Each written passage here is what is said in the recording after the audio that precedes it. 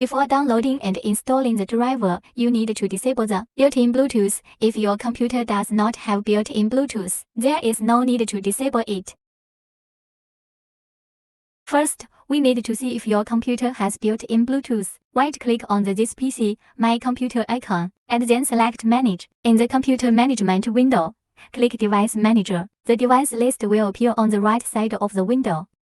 Find the Bluetooth, click the arrow next to the Bluetooth device, then select the built-in Bluetooth that needs to be disabled. Right-click, and select Disable Device. The systems that support downloading and installation are Windows 7, 8, 8.1, 10, 11. Firstly, open the browser and enter our official website address.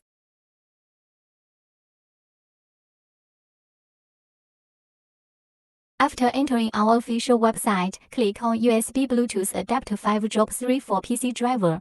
Next, left-click on this image to enter Dropbox to download the driver.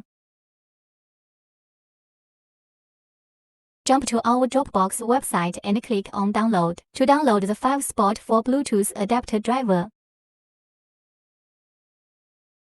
After the download is completed, unzip the downloaded file. After plugging in the Bluetooth adapter, open the file downloaded from the website and run the setup.exe inside. Click Next to start the installation. Restart the computer after the installation is finished. You will find Realtek Bluetooth 5-spot for adapter in the Device Manager after the driver is installed successfully. The Bluetooth icon should appear in the system tray after the driver is installed. Right-click on the icon and choose Add a Bluetooth device. From the context menu, click Add Bluetooth device or other devices. Bluetooth. Select the Bluetooth device you want to connect.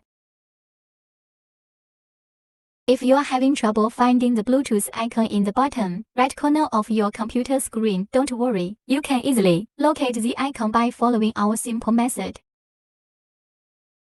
Firstly, open the browser and enter our official website address.